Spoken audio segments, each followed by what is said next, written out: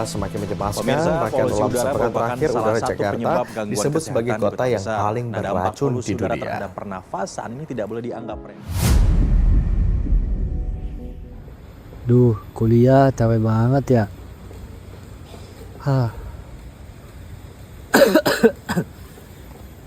Kabut apa asap sih? Kok bumi makin lama makin abu aja ya? Setiap hari jutaan kendaraan bergerak di jalanan. Semakin banyak jumlah kendaraan, maka semakin besar pula emisi karbon yang dihasilkan. Selain dapat mengganggu kesehatan pernafasan manusia, emisi karbon yang dihasilkan dapat merusak iklim dan juga lingkungan. Hal tersebut merupakan tantangan besar bagi lingkungan dan juga kesehatan manusia. Oleh karena itu, manusia membutuhkan solusi inovatif untuk menangani permasalahan tersebut. Salah satu solusi yang mulai banyak dilirik saat ini adalah penggunaan hidrogen. Hidrogen bisa digunakan sebagai bahan bakar untuk kendaraan berbasis fuel cell.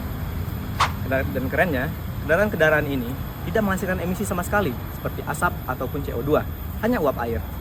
Dan jika diproduksi dengan energi terbarukan, maka emisinya bisa mendekati nol atau tidak ada sama sekali. Selain bersih, penggunaan hidrogen ini juga praktis, terutama untuk kendaraan-kendaraan besar seperti truk dan bus. Waktu pengisian bahan bakarnya cepat, tapi jarak tempuhnya tetap panjang. Oleh karena itu, penggunaan hidrogen dianggap mempunyai potensi besar untuk membuat transportasi kita menjadi lebih ramah lingkungan. Hidrogen juga mempunyai banyak sekali manfaat atau potensi yang akan berdampak di masa depan. Nah, untuk potensinya tersendiri, yaitu yang pertama, nol emisi. Dan yang kedua adalah ramah lingkungan. Yang ketiga adalah efisien. Dan yang keempat adalah serbaguna. Nah, untuk potensi yang akan berdampak di masa depan, yaitu yang pertama, sebagai salah satu pengganti bahan bakar untuk kedepannya, yang dimana kita menggunakan bahan bakar saat ini. Yang kedua, itulah mendukung transisi energi menuju ekonomi rendah karbon. Yang ketiga, itu sebagai peluang kerja baru, membuka industri baru di bidang teknologi maupun energi hijau. Nah, dengan manfaat serta potensi yang dimiliki oleh hidrogen, menjadikan hidrogen sebagai salah satu solusi untuk energi terbarukan ke depannya. Hidrogen telah dianggap sebagai salah satu energi terbarukan yang dapat menjadi energi utama.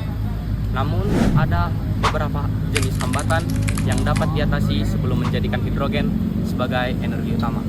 Adapun 3 jenis-jenis hambatan hidrogen, yaitu hambatan teknis, hambatan ekonomis, dan hambatan regulasi.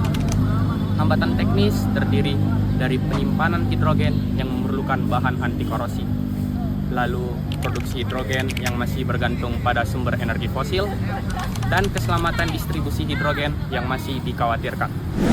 Lalu, untuk hambatan ekonomis seperti harga jual hidrogen yang relatif lebih tinggi dibanding sumber-sumber energi lainnya, lalu produksi hidrogen yang masih bergantung pada sumber energi fosil, dan infrastruktur hidrogen yang masih dalam tahap pengembangan. Dan yang terakhir, hambatan regulasi. Regulasi lingkungan, ekonomi, dan keselamatan hidrogen masih berbeda-beda di tiap negara. Untuk menjadikan hidrogen sebagai salah satu energi terbarukan yang bagus, maka kita perlu mengantisipasi hambatan-hambatan tersebut. Jika Indonesia punya energi bersih yang nggak lagi bergantung pada energi fosil, maka dari itu kita mengajak kalian semua untuk mendukung penggunaan bahan bakar hidrogen.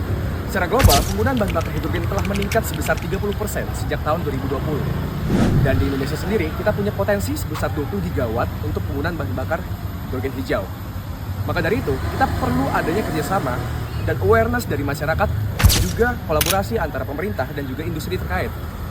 Kita pengen Indonesia dapat berkembang ke arah yang lebih stabil dan juga hijau.